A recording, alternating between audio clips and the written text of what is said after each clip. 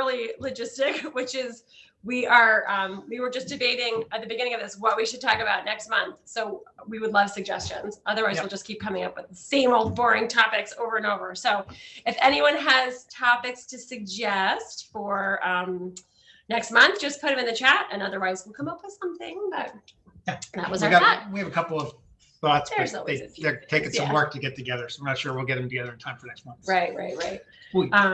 So we will get there. So today we are going to talk all about blending.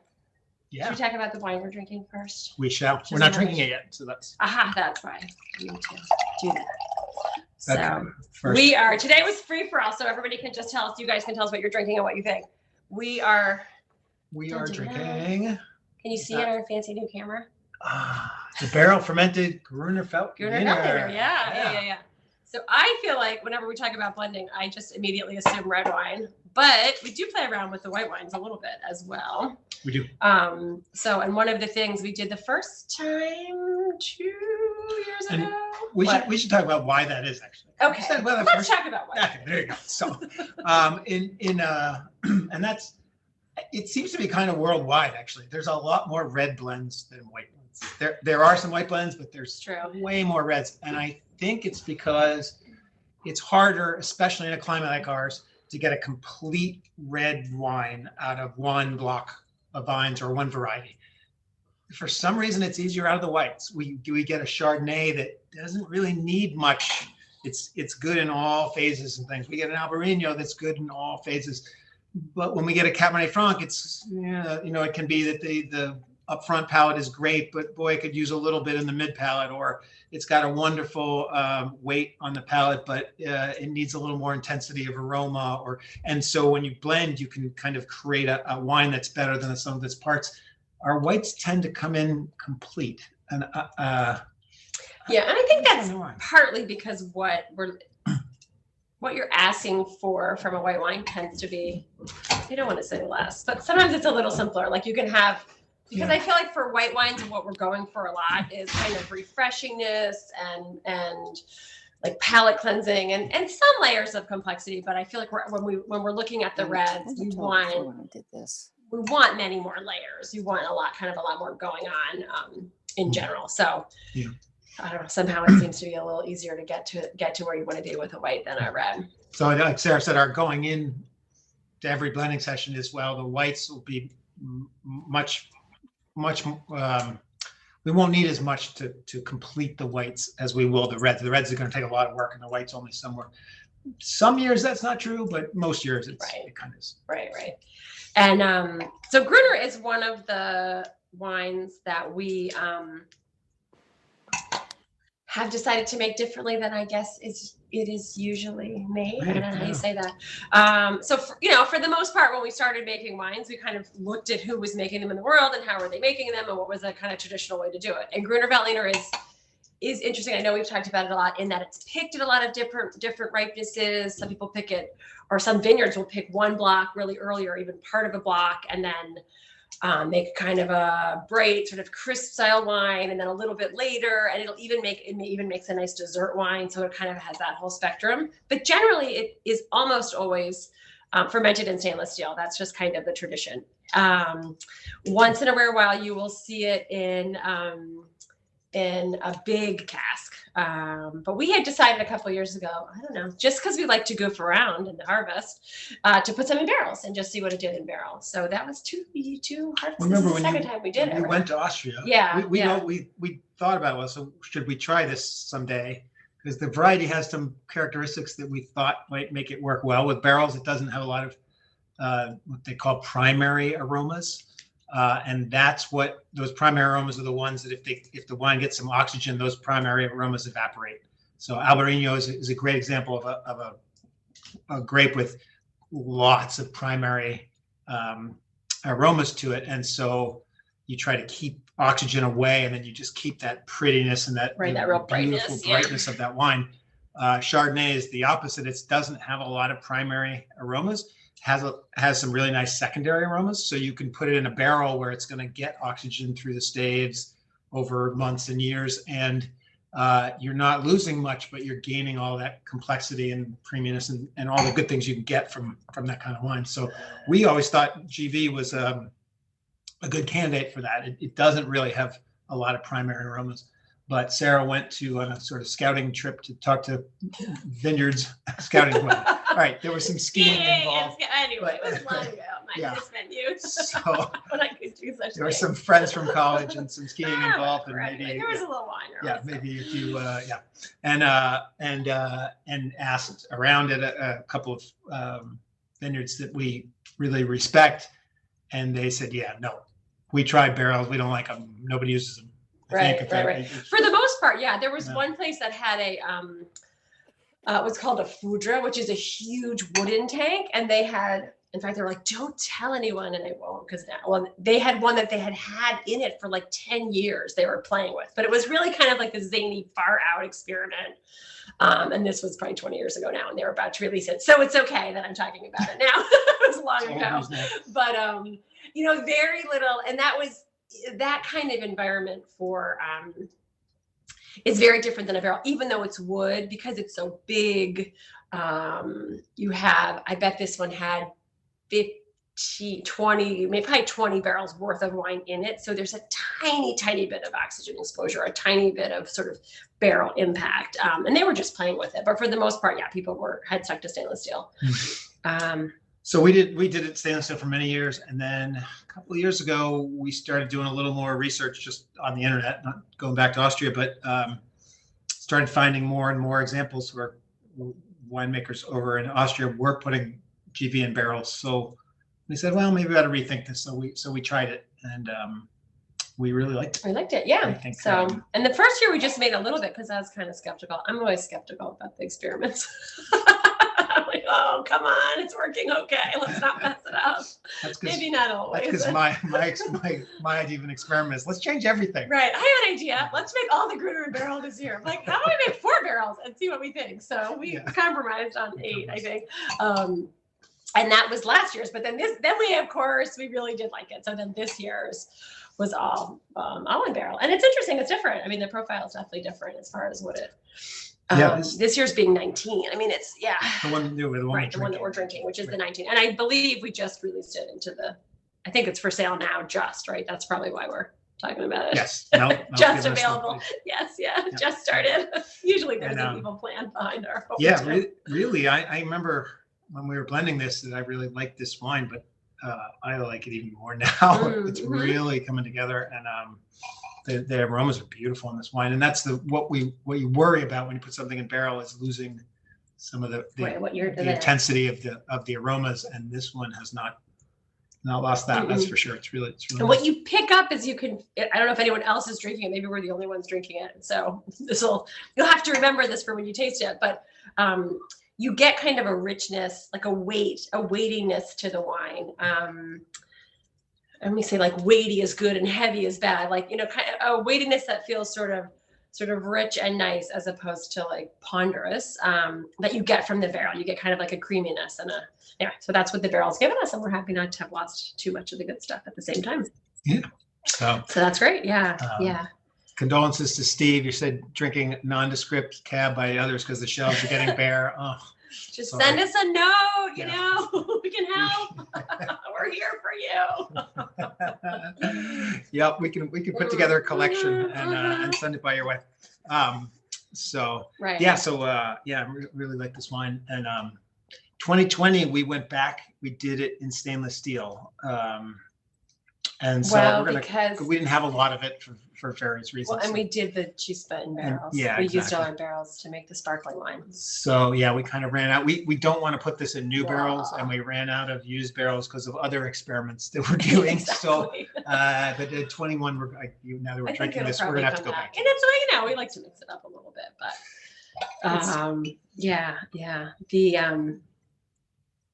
oh, whatever. This is a total non sequitur, but that's okay. I just reminded me when we're talking about pulling out old wines that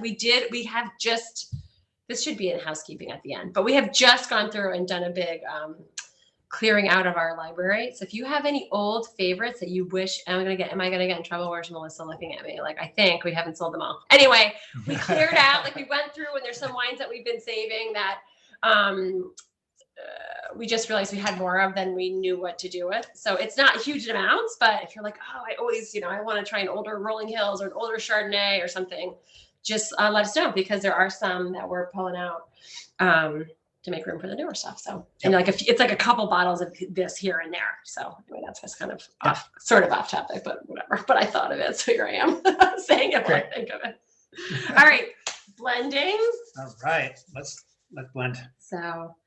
Are we putting out a list? I don't know if we have a whole list, but I think if you have favorites that you would like, do you have a list? We don't have a whole list that we're putting out as far as what's available now. You can just talk. I have a whole list. So if somebody really wants that list, just send me an email.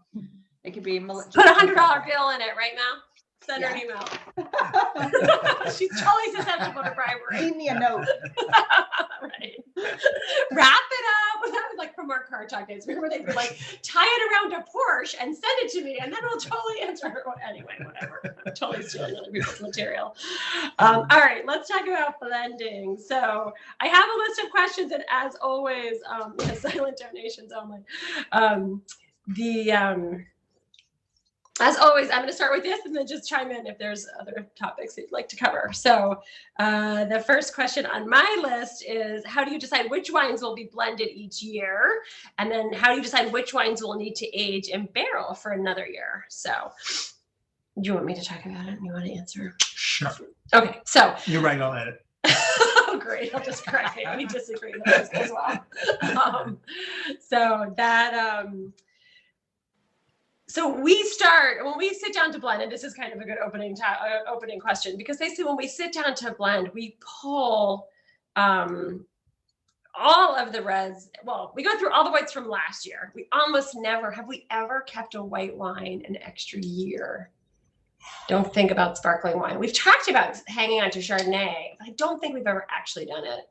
Usually we want the wine because we kind of need the wine, so we haven't done it. But it is kind of a possibility that we might at some point leave like a Gruner or a Chard for an extra year in barrel, but we might do more of that in the future. I think we're in behind the scenes stuff, but we're in the process of, we've always used mobile bottlers in the past.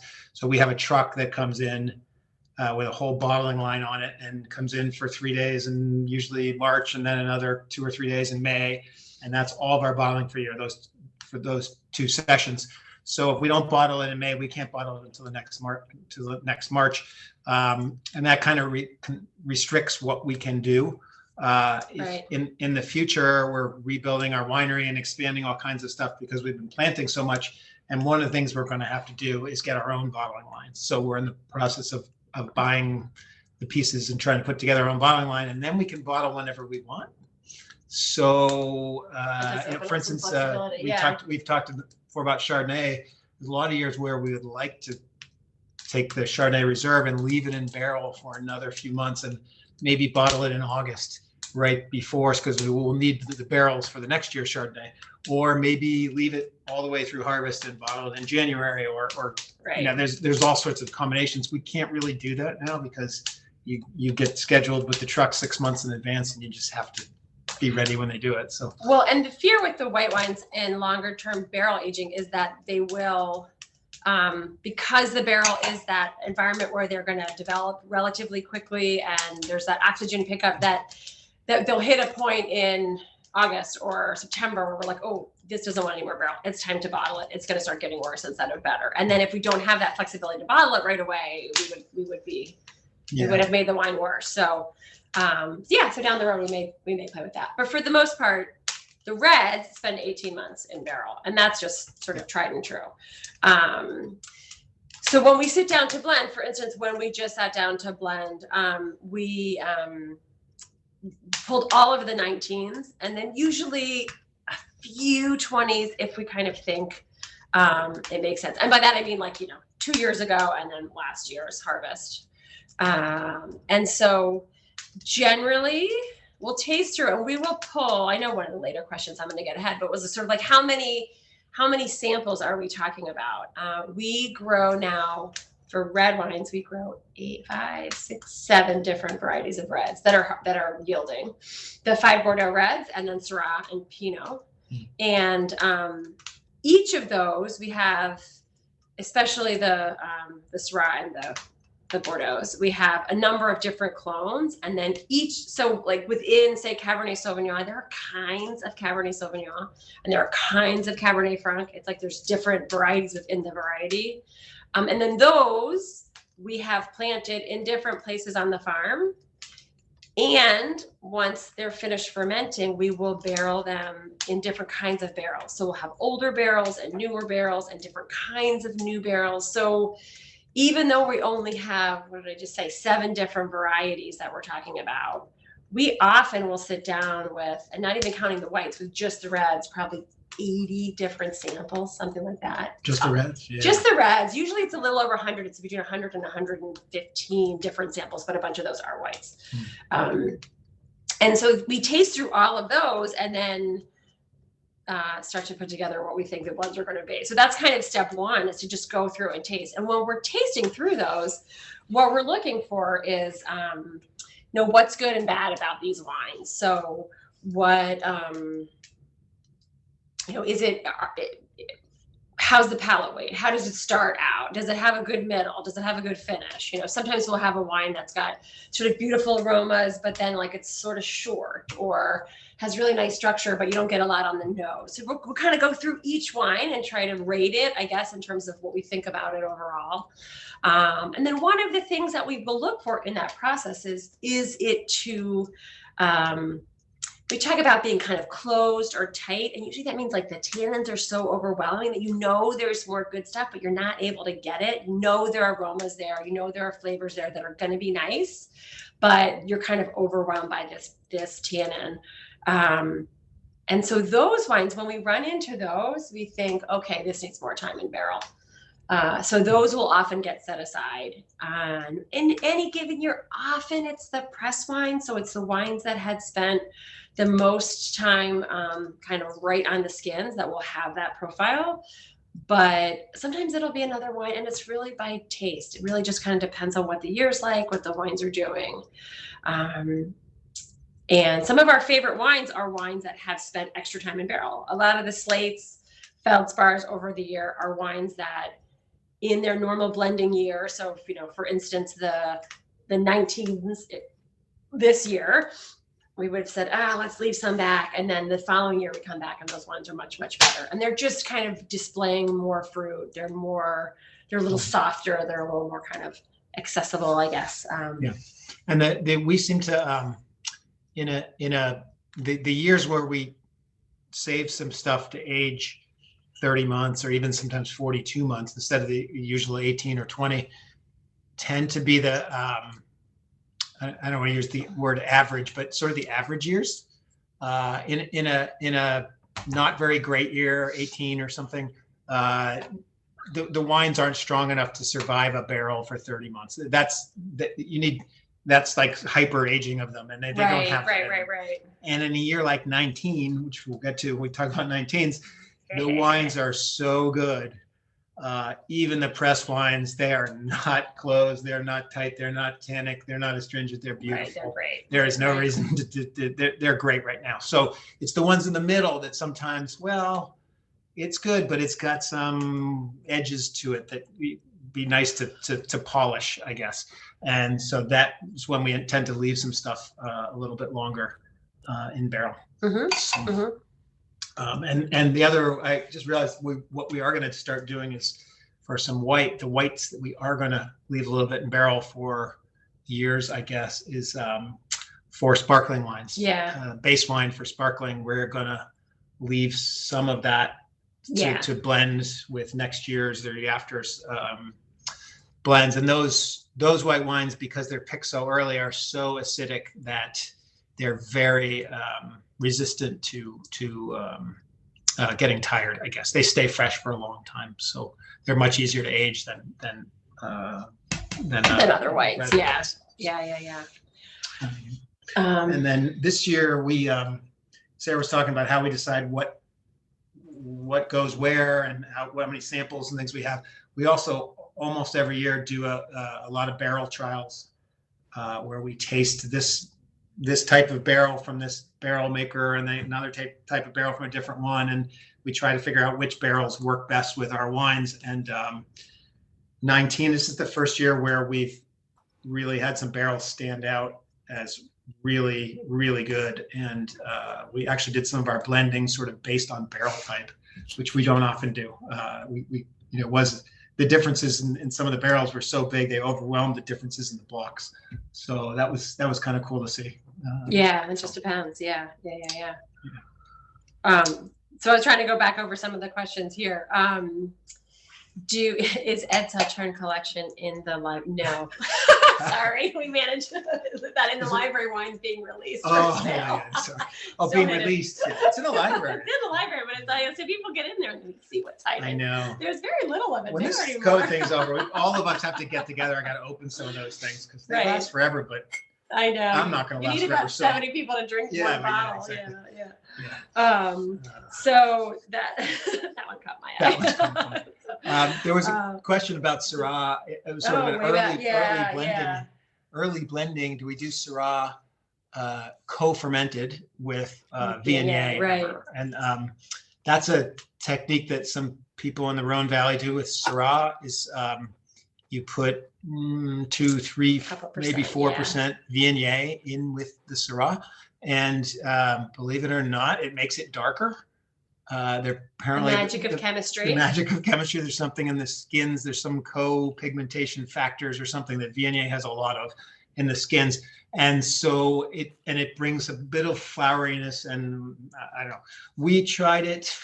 I think 2008. We tried it. Yeah, it was a long time ago. We did a little bit. And then we tried. I can't remember the other. Maybe 12, where we actually pressed the Viognier and then put the skins only in with some of the Syrah. We just didn't find much difference. We tried it. It's a big logistical challenge for us to do because they don't get ripe at the same time. So, in fact, the year that we did the skins, we pressed the Viognier and then we froze a bunch of Viognier skins because they would have just gotten moldy and gross if we'd waited for the Syrah to be ripe. And then we took them out of the freezer and then we had to warm them up and get them in. So we did it, and then we didn't find that we didn't see anything that we could tell that was different. It is, and I don't know, I don't understand if they ripen at the same time there or they pick one early and one late. I'm not sure, and I don't know enough about exactly how that process works when you get to the real nitty-gritty of it. So yeah, we have played with it, but it hasn't been something that we've, I guess, stuck with. And we've never tried blending it afterwards. And I think this whole pigmentation magical thing, you have to do the fermentation. It doesn't work if it's a blend. So there's something in that fermentation process that the Viognier, it just, what is the right word? It basically makes the color molecules more stable. So fixes that's the right word. Fixes the color. So, and we'll often see that people talk about when they'll first go through a fermentation and they'll see their wines and then they'll be super dark. And there's a whole thing about color just dropping out. And the wine sometimes just get lighter. And one of the things that the Viognier and the Syrah does was it stops that process. So it kind of stabilizes those molecules. Anyway, so we'll see. So here's a question. Are you trying the general profile with specialized blending? Or are you thinking about building something totally different? So yes, and yes, there you go. A little bit of both, So we do start in our minds, I guess, with what is our kind of stable of wines? What are the usual wines that we have? And what do we want to make sure we can make? And then I think in our minds, for the most part, ideally, we just keep making the same things because people like them and they know them and they get disappointed if we don't have them anymore. Once in a while, though, something will just be a standout and we'll say, oh, this just has to be something different. Or we don't have the right ingredients to make one of our wines. So, people ask me all the time, well, how many wines do you make? And I'm like, I have no idea because it just depends. Some years we bottle 12, some years we bottle 8, some years we bottle 14. It kind of depends on the year. This year, for instance, the 19s, they're great, but we didn't make a Rolling Hills. We're gonna get in trouble for not having a Rolling Hills, but we just couldn't. We couldn't We come up with couldn't one. come up We- with one. It just didn't make we- sense. The wines were all fell into crumbing rocks and feldspars and slates, and they're all fantastic. And the only thing we could think to do was to try to like take all the worst. I mean, not that Rolling Hills is bad, but like to take all the simplest lots out of those wines and make something that was it just was going to be dumb. So we just didn't do it. Yeah, we didn't have that profile of wine Right. in 19, and I think in 20 we're going to get some great Rolling Hills, and maybe we'll get enough that will last. If 21 doesn't have that profile, we'll have enough of the 20 to last through the 2 years. Right. We'll see. It's But there are other things 19 was kind of a weird year in that. So I don't know if anyone's heard me ever say anything bad about 2018, but it wasn't the easiest growing year ever. And for some reason, 19, it was wonderful, but we had a very small crop. I mean, nothing like 18 where we lost a ton of it, but it was a relatively small crop. But what we had was super concentrated and kind of big and ripe. And so when you think Rolling Hills, or when we think Rolling Hills, we're looking for something a little bit less enormous than what was coming out. Yeah. And a little new, a little fresher maybe. Yeah. Than anything that happened in 20. So the 20, then anything happened in 19 rather. So then the 20s are going to be more that way. When you're reading other stuff, but yeah. Post-pandemic, you could probably give us Thunderbird. I know. Who said are we going to make a chaos wine? There are some funny pandemic. We're not fast enough to get that stuff out. There are some pretty funny like chaos or whatever pandemic wines that have come out. Sharon, Rick, we can put your wine in a brown bag if you right, like. exactly. You pick it up. Exactly. Right. Note to self, just take theirs out, pour some Thunderbird in, put the cork back in. They're saying they can't remember. So I know. Yeah. There are a couple of questions about supply of bottles and corks and things. Oh, and interesting. way behind there. We've been able to get our bottles and things. The worst, what I hear, is cans. The whole world is out of cans.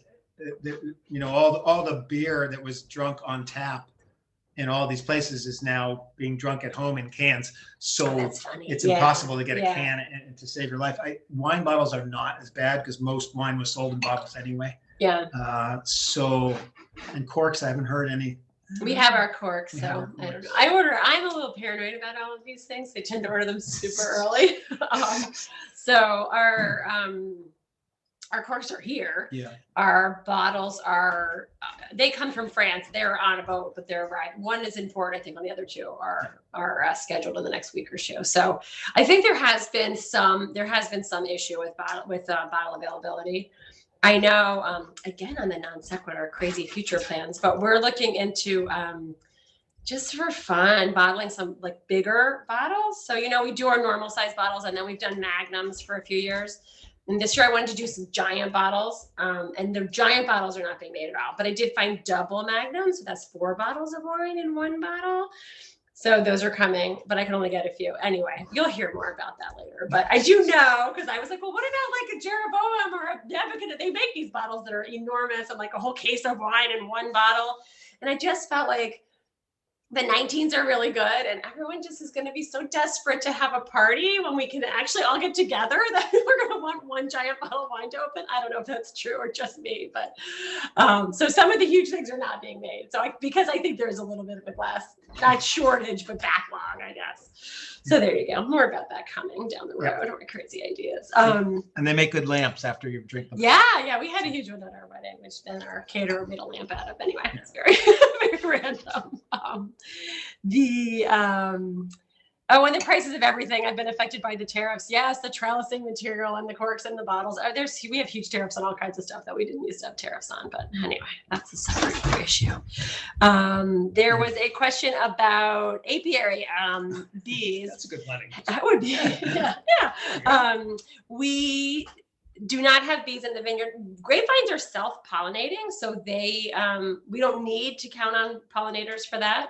We do kind of around the farm try to have sort of wildflower environments and open grass environments just to promote healthy insect life and biodiversity and all of that, but not specifically because we need bees for the vines.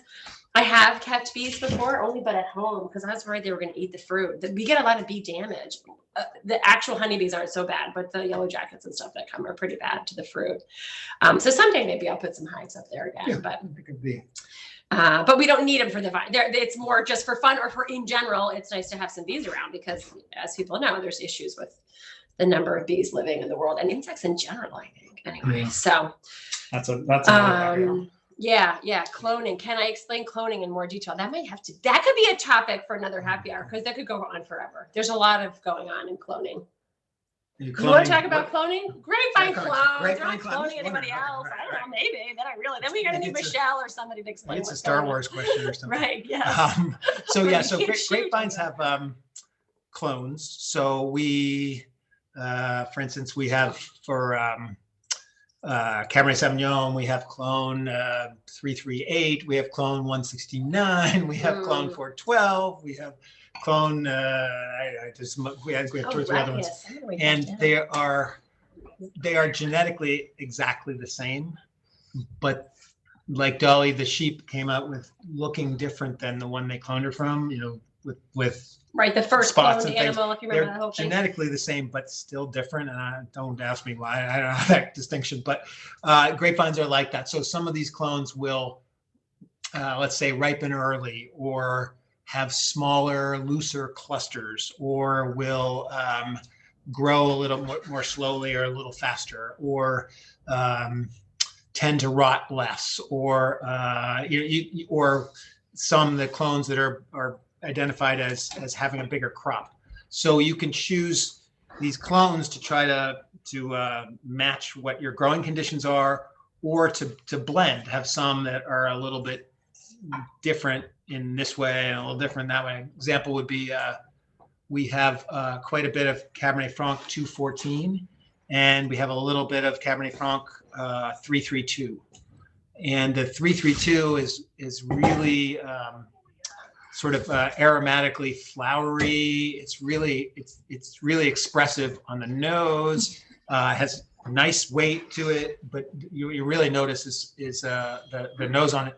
The 214 is not nearly as intense on the nose, but really powerful, really dark, really rich. And so on the blending table, it's nice to have some of both of those to make something better than some of the parts, I guess. Right. So there's sometimes where we find one that we just like the best and we're keeping that, and others where we don't. They have different characteristics. The one probably where we're trying to narrow down to maybe a single clone is Syrah, because Syrah, there's a whole weird situation with Syrah in the world where Syrah vines are dying in massive numbers, and there's some blight, I don't know what else to call it, it's maybe caused by a virus, but the plant researchers aren't even exactly sure what's causing it all, called Syrah decline. And some clones, again, for reasons that we don't quite understand, and there's tons of research being done into it, we're kind of honing in on it in the world. Some clones survive it better than others. So we have found some of our blocks that we're seeing certain clones survive more, so we're trying to propagate those. And then they also have different characteristics. Great. There was honey. I love it. So Michelle, let's talk about, I have lots of beekeeping stuff. We'll talk offline about getting some bees. I would love somebody to keep bees because I just can't do everything that I want to do, I guess. Not that anyone else needs to, but I feel like we missed that. Okay. So what are we doing for our topic? How do we, the question we have is, how do we differentiate and blend the premium Bordeaux wines, the Slate, the Feldspar, the Crumbling Rock, the Estate? And that's one of our harder things we have to do at blending, is try to see what we have and see what fits our sense of the style of those wines. And I guess, I don't know, my sense of those styles, and we talk about it every year, we don't know it exactly, but is that the Crumbling Rock is a little more old world style, a little more French style. The Slate and to some extent the Feldspar are a little more New World style. They're not going to be California wines, but they're a little bit more fruit involved. They're a little bit more richer, I guess, rather than the elegance, the finesse, the length of a Crumbling Rock. So we're looking at different things that we have and saying, what do we have here that fits that different style, I guess, and still makes really good wines. Yeah. And Yeah. the estate is just a whole nother level of, for us, we're trying to make that, again, old world style, but longer with even more finesse and more elegance than a Crumbling Rock. Right. And Yeah. the question is, do we have anything that will fit that style? And luckily, a couple times we have. So last few years. okay. Yeah. Rick, I saw your comment about the corks. We are switching again to yet another kind of cork because you're right. Those corks, it was the sugarcane corks that were super hard to get out. They're great because they're made out of basically a waste product, and they're carbon neutral, and they don't get cork taint, but they're impossible to get back out of the bottle, and they're really, really impossible to get back in. Should anyone ever not finish a bottle, that's what happens once in a while. So we are onto the latest bottling. We use a different kind of DM, which are cork product that's been like taken apart and put back together, and is the most. It's kind of the most. I don't know. It's like the fanciest kind of cork, but it's also the most likely to be. The most likely cork, that's actual cork product, to be without the issues of cork taint, but it actually has that sponginess, so it should be a little easier to get in and out. So We'll see. Yeah. So just keep that. Yeah, there are going to be a couple of years of the old ones, depending on which vintage. But starting last year, I think we bottled half and half. We used up the old ones, and then starting this year, we're going to try this new kind. So. All right. Let's see. Oh, can we have anybody sit in on the blending? Someday we'll get there. We got to figure out how to do it well. We had to do it all by ourselves this year. I felt so grown up. We didn't have Lucienne. We couldn't bring our consultant this year. So Ed and Melissa and I did it all. But it was kind of a cheater year to do it by ourselves because the 19s were just really good. So it was pretty easy. Yeah, usually there's some duds. I mean, there's just some that are. And the 20s. The 20s were, those were really nice years. So. Usually in a normal year, you have some blocks that have struggled or some wines that are, maybe not as ripe as you want. And these last year was just great. Maybe we've just learned how to make wine and that's it. And nothing to do with the let's go with that. There you go. I don't know. So how do you balance blending against your available inventory of good question. It does come into the discussion, but usually it's kind of secondary. So sorry, I just read the question, but basically, like, do we think about how much of a given wine we want, and then try to blend towards that? Or, do we try to like say, oh, here's a hole in the inventory, so we're going to need to blend towards it? We talk about it, but we don't always, it doesn't drive the bus. I guess maybe that's the best way to put it. The main thing I would say is once in a while we'll say, okay, we're going to have 1,000 cases of this wine. Is that too much of XYZ wine? And if we feel like it is, then we'll start trying to kind of pull it apart and play with it. And then the other issue is we can only make 75 cases of this wine. Is it worth it? And that's usually Pinot. Sometimes it's another something that's made to stand out. And if it really is like for instance, the Pinot Noir, that's just all we have, and we've sort of said, well, we could just lose the Pinot into some bigger blend, or we can say, well, we're only going to have a very little bit of it, and so we're going to have to figure out how to, make sure the people who really care get the first option for it will often go that way. So I guess that's kind of the most that it'll ever. We'll ever get into it. Yeah. Or this year we had a long discussion of how hard do we have to try to make a Rolling Hills? We don't really feel like we have the ingredients here, but we could get really creative and try something.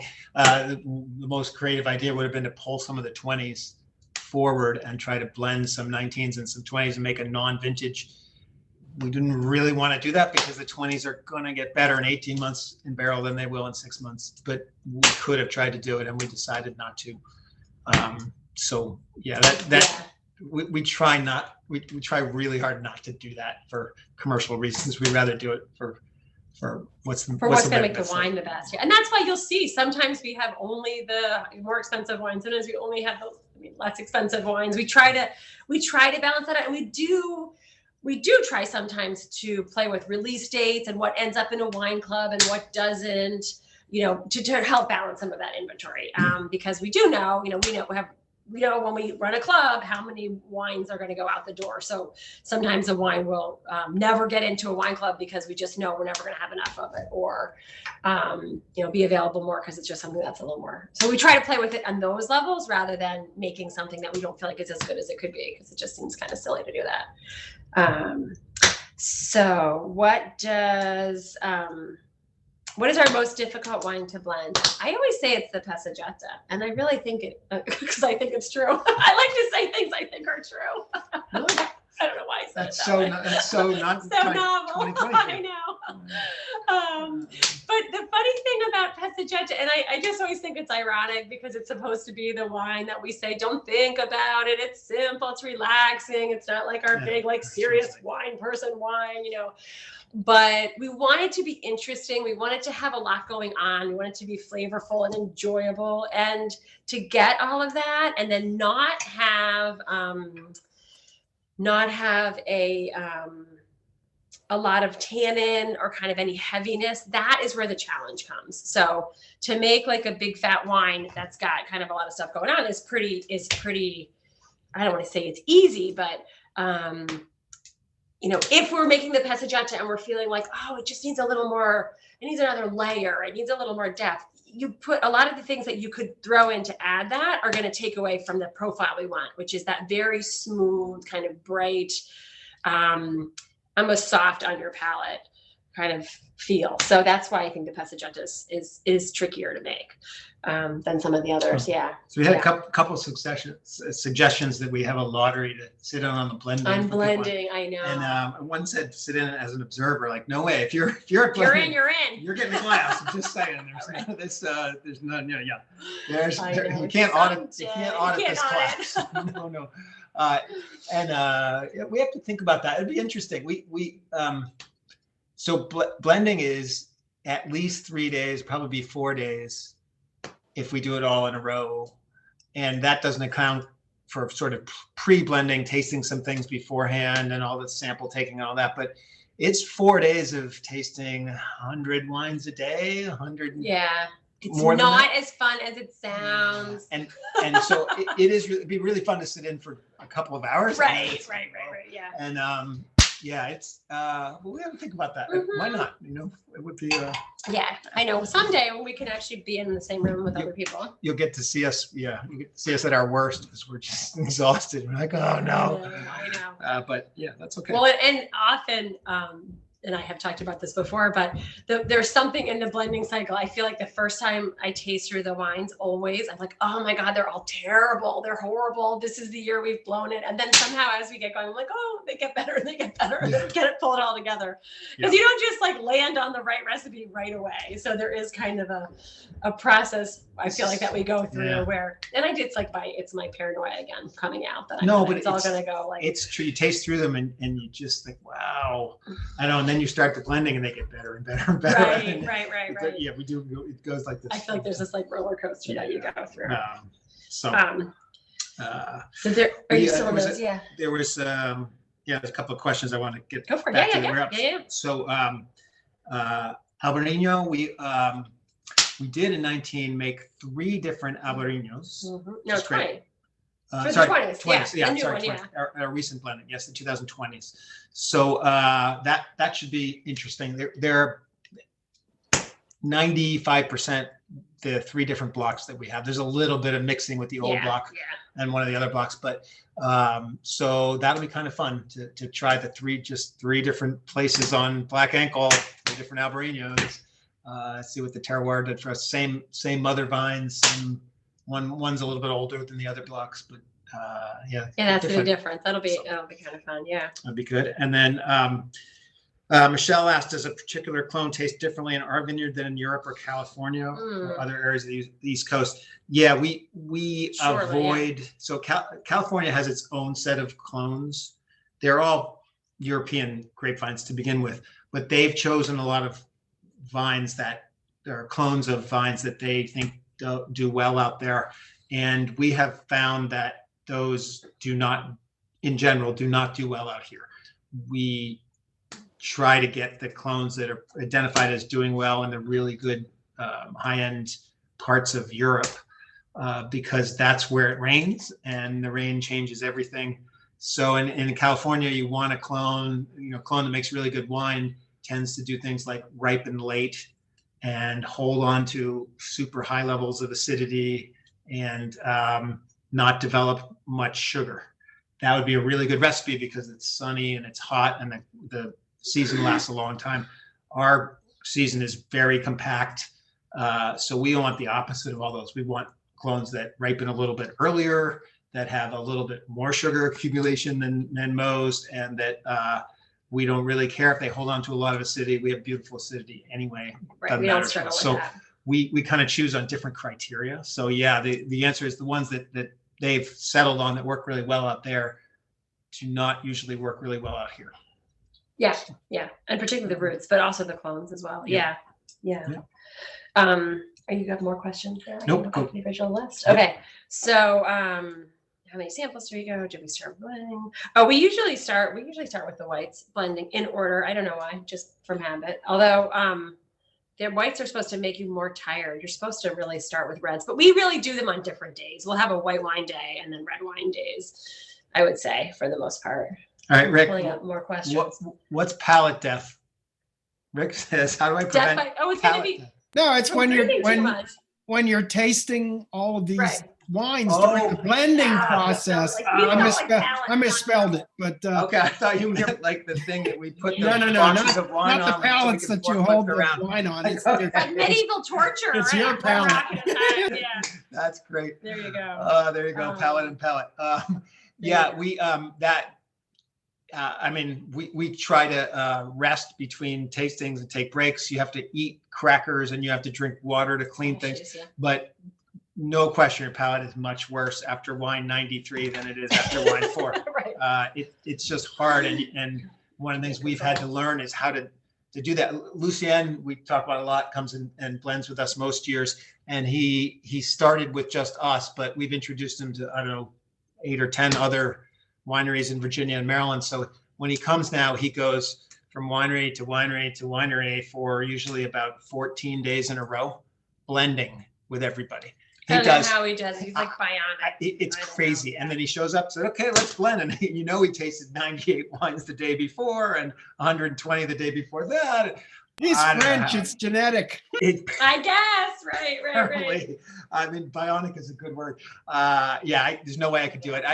For me, imagine spending all day drinking and you don't get any of the fun of, but you do get the headache. Flavor. You get the headache. Flavor. I get the headache. The worst headaches I get from drinking is are valid, blending I know. days, and it just Yeah, starts do you building spit? throughout Do you the day. spit it out? Absolutely. We do. Have We to, do. I But you just imagine. get a little bit. You can't help it. Yeah. You Yeah, can't. You spit them You all can't. out, but you Yeah. can't. Yeah, you can't spit 100% of it out. It coats your mouth, and so it's. I don't want to complain about it. It's Oh, our job is our job is so hard, but it's not as fun as it sounds either. Right. Yeah. Well, plus we want to keep our wits about us. We want it to be good. But I do love the idea of palate fatigue. That is Palate great. death. Okay. That's awesome. That's pretty funny to see what else is there. There was a Uh, I feel like I missed some other question here, but So there's a question about how do the there you go. Albariños compare to the ones we did in 17. Really similar. I think that our Albariños went. I think to me, I'd like to go back and we should do a retrospective tasting for Albariños, because in my memory, we don't taste the old ones that often. right. When we have a good season, we get everything right, which is probably, I don't know, quite often, because Albariños are really well adapted to where we are. The wines are very similar. Just a year on year. Yeah. Yeah. It's the most consistent grape that we have, and 19 20 was an excellent year for growing Albariño, and so was 17, and I think those wines are going to be really similar. Right. And Albariño, I think, is also because it's a relatively tough grape. It has a relatively tough skin, and it's the grapes in general that are earlier in the season. I feel like we have a little more leeway in when we get to pick them, because we're not running into frost issues. We're not running into the days are just too short. So we can kind of make a more consistent style. I don't know. I think that seems to be true of the earlier stuff. Are we chipping in for Lucien's liver? Maybe. He's funny. He does not. he It does does not not really faze drink. him. No, it doesn't ever seem to phase him. It's just fun. We'll blend even when he's not here for blending. When he's here in the fall, and we're running around the vineyards all day, and we'll come in back and have dinner together. We don't have wine with dinner. Oh my gosh! No way. We're sick of it. We're- Well, I we're- guess we're- yeah. Yeah, but not even to blending. Well, Like, that's when we're true, not done yeah, blending. yeah. He doesn't. He might have a little bit, but he's not much of a drinker. But Right. He He's sure a can taster. blend. He always brings us the wines from the plane. Oh yeah, that's what He's it like, is. oh, you'll be interested to see that they were terrible. I'm like, yes, they were terrible. Of course, they're like a little bottle, the plastic bottle. They were terrible again on Air France this year. I'm like, I'm sure they were, Yeah. Anyway, maybe we got to bump him up to first class one of these days. Then he gets some Exactly, good maybe wine. that's it. I don't think so. The I know, it's just funny. speaking of which, I read the other day that American Airlines started a wine club Oh. to sell all the wine. I'm not kidding. They have all this wine that they Oh, I can't bet they do. because they're not selling. They're not flying anywhere, so they're trying to have a wine club to sell the wine. So if you're interested, if you really love that an last airplane airplane trip you American took, Airlines there has you started go. the club for you. There you go. That's pretty funny. All right, I have a last. I think covered most of our questions on here. So I have a last question on my list from before, which was, what does cap wash mean? Which is another whole long conversation, but I'm happy to give it a shot.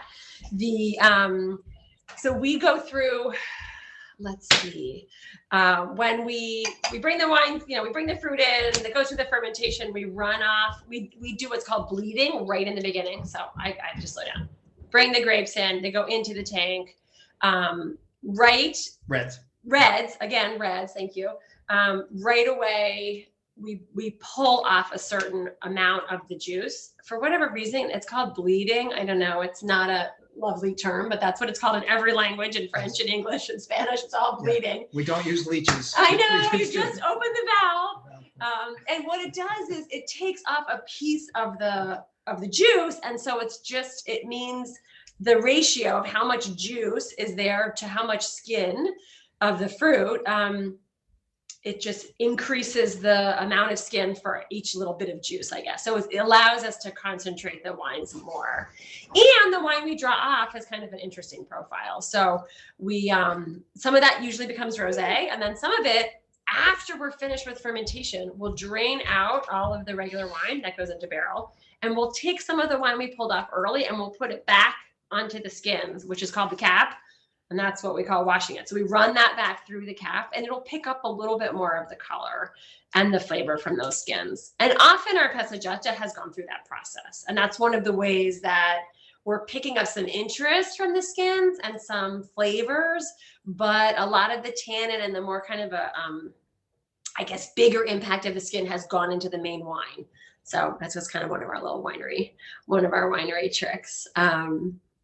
So there you go. Oh, thank you for all the happy birthdays. Mm-hmm. It was my birthday yesterday. Yes, It was lovely. So far, so good. Lasagna for everybody. Lasagna for the 49th year in a row. 49th year in a row. There you go. My favorite. So I'm on to logistics. You have a I lot of think, right? logistics. I have a lot of logistics. So I'm going to do my logistics. And some of them are kind of relevant. So some of them are kind of relevant as opposed to what we usually say. It's totally irrelevant. Yes. But some of them were on point for blending. So I do know last time when I said, oh, let's talk about blending, I had kind of a little teaser, which was, oh, maybe we can find a way for you to play along at home. And then, of course, I just couldn't, like, the logistics involved in all of that were more than we could figure out between now and between then and now. But we have them figured out for a future date. So one of the things that we're working, usually in March, we have a barrel tasting. So we, invite people in and we go walk through the barrel room and I talk about barrels and I talk about blending and you get to taste the wines and all of that. So that's lovely to do together in a room when you can actually be with other people. But since we're still living in a virtual world, we have found a way to try to kind of ideally recapture a piece of that and get everybody a chance to play with wine. So we're going to do a virtual blending barrel workshop thing. It's not going to be one of the happy hours. This will be a separate event and you'll get an email about it. We're going to, and that'll be the barrel tasting is usually for charity. So this will be for charity. So we will, raise money for, actually, Ed's going to talk about the two charities that we're going to try to raise money for this year. So you don't have to have had your COVID shot. It's good if you can have your own friends over, but since we're not counting on everyone having them. So what we're going to do is put together little mini samples. Everyone will get like 6 or 8 little samples. We're figuring out exactly what the combination will be. It'll be different wines, different barrels, some of the things that we've talked about that we go through in blending. We will not send you 120 samples because then we would have no wine left and it would make everyone crazy, but we'll do enough that I think it'll be fun to play with. You're going to get a little pipette to, do your own measurements. And so, and maybe some of our, some other little things to just kind of give everybody the idea of what we think about when we're doing it. And we'll ship those out the week before, and then we'll meet on Zoom and we'll talk through the samples we brought. And then the idea is that everyone will get to make their own blends, and everyone can turn their mics on and we can talk about what combinations you liked, what you liked about the different wines, kind of have a real time how we did it. So that's the plan for that. And that's coming, I think we're doing it the March 21st, I want to say is the date. So it's a little ways away. And that'll give us time to assemble everything. And Ed's going to talk about what the 2 charities that we're going to support for this One year. and you can talk to the other. Okay. Yeah, so we in the barrel tasting we do in the spring, we always give the proceeds to, usually we pick 2 charities and split among the 2. This year we are going to do the Baltimore Hunger Project, which is feeding kids who would usually be getting meals in schools and are not in schools now. Right. And there's a lot of real need down in Baltimore for that. The other is a foundation for treating and research into childhood brain cancer. So our youngest, Dennis, is 13 now and has played soccer for a lot of years on the team. And I'm one of the coaches of his team. And one of his teammates, Will Hobus, got brain cancer, I guess 3 years ago, and died about a year ago, I think. Really sad as a 12-year-old. And so in honor of Will, my soccer player and Denny's friend, we're going to do half the proceeds to the Lila Bean Pediatric Brain Cancer Institute, I believe it's called. So for Will, and then so two good things to I think to support, and things we believe a lot in. So that is that. Yeah. So that's good. Anyway, so those are the Great. That's the details on that. And again, all of it will be coming in email and everything else. So more immediate logistics. Valentine's Day, there's all kinds of stuff going on. I think we sent a semi-cryptic email out because there's lots of fun pictures you're just supposed to click through so you can see what's going on. But we're doing again everything for carry out. So we're doing it's second Saturday, so we're having another Nick's dinner. This is kind of more simple. It's just like a soup and salad dinner. I just wanted to make it a little something different. So soup and salad, and then we'll have some chocolates and stuff that goes with that. We have wine suggested, but you can drink from your own cellar. You can pick up wine to go with it as you wish. And it'll be, I think the Nick's dinners you would just pick up on the Saturday. We order ahead. You can pick up there or pick up here, kind of like what we've done before. And then we're also doing wine and dessert flights where we can do our little mini bottles. You can see what the little mini bottles are like, and take home a flight. You can do that in our place outside, just like everything is outside, but we're having everything as a carry-out option so that you don't have to freeze outdoors. And for the second Saturday, we are going to do, again, music by Zoom, which we did. We've done once before, and it was kind of fun. So we're going to have Damon Foreman. He'll play. He'll be on his Zoom. It's live. It's not live where you are, but sort of halfway live, right? It's kind of as close as we can get. And we had people tune in, and we kind of felt like you're a little bit getting together on that. So that should be fun. And then we're also doing Sunday. So same idea, but during the day. So Sunday is 4:30 to 7, and same idea. We'll have Zoom. You can log in. You'll get a link if you're interested in it. It's all just free or whatever. And you can hear the concert. It's what we would be having at the tasting room, except for it's just too cold to be outside. And the poor musicians were kind of toughing it out outside for us for a long time. And then they were so cold, they couldn't play their instruments. So now we're letting them go inside. That's good. And we are still open for those who like to freeze. We are open, all outdoors, all reservations. And I'm amazed. We have some hardy souls out there wrapped in blankets, and we get the fires going. And, you know, if you need to change a pace, it's kind of fun. So the same system as we've been doing, where you make a reservation and get all that. And you can come out. And of course, we'll be doing that, you know, including in the spring when life is nice again. So I think I covered the things I was supposed to cover. Zoe, did I miss anything crucial? So just watch your email. We are trying to come up with kind of fun things to do. We're trying to have something interesting, maybe aside from these, like once a month, some kind of a dinner or carry out something, mostly to give people something fun to do, to help support some of our local businesses. And then in addition to that, we have the blending barrel tasting I talked about. We're gonna be emailing you about these crazy big bottles in case anybody wants to do that. Those are gonna be like, you have to order one ahead of time, because I don't know if anyone's gonna want these crazy bottles. But I just thought that. Oh, Melissa, if you can see Melissa, she's holding one up. See, it's bigger than her head. You can see her down there. So look out for all of that. And as always, if you have questions, just reach out and let us know. Texas. You gotta talk about your Texas wine. I don't know if Sally Murphy is Sally Murphy on? I don't know. But you don't see her. Anyway, she brought us a bunch of wine from Texas. So we've been drinking that. Thank you. That's great. And I see Siemens talking about a blending party every year. I know I've heard people who actually like, you know, we're just too controlling to let anybody else decide the blends that we actually bottle. Yes, I've heard but that, we'll taste them. They might be better than what we came up with.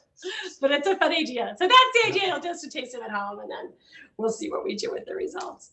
I think we've covered it. Yeah, I think that's great. All right. Thank you, everybody. Cheers, everybody. Cheers. See you soon, I hope. Take care. Bye. Don't let palate fatigue get you.